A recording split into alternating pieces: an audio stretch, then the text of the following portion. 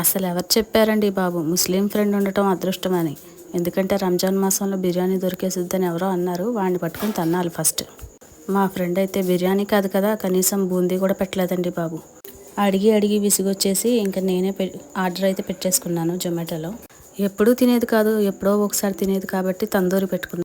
అర్థం కాలేదు కదా, అంటే తందూరి అస్తమానం కొనుక్కోను అనమాట. తందూరి చికెన్ హాఫ్ అయితే తీసుకున్నాను. 260 రూపీస్ పడింది.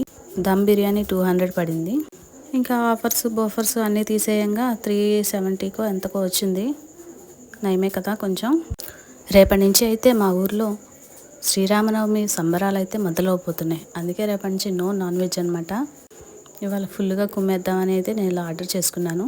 గోంగూర కూడా ఇచ్చాడు, భలే ఉంది. నేనైతే డిఫరెంట్గా గోంగూరని తందూరి పీస్ మీద పెట్టుకొని అయితే తిన్నాను. చాలా బాగుంది టేస్ట్ అనమాట. మనం ఇలా మంచి మంచి రకరకాలైన టేస్ట్లను అయితే నేను తింటాను, మీకు చూపిస్తాను. ఏది ఎలా తినాలో తెలుసుకోవడం ఒక ఆర్ట్ అండి. ఏది పడితే అది తిన్నామని కాదు కదా. అందుకే నేను అలాంటి వాళ్ళని ఫుడీస్ అంటారు.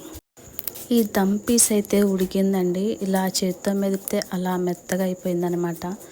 ఇంకా ఈ తందూరి పీస్ అయితే సూపర్గా ఫ్రై ఫ్లేవర్ అయితే అదిరిపోయిందనమాట.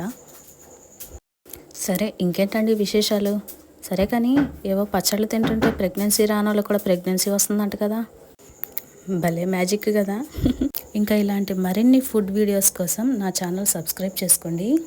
ప్రస్తుతానికి బెల్ ఐకాన్ కొట్టకపోయినా పర్లేదు, సబ్స్క్రైబ్ లైక్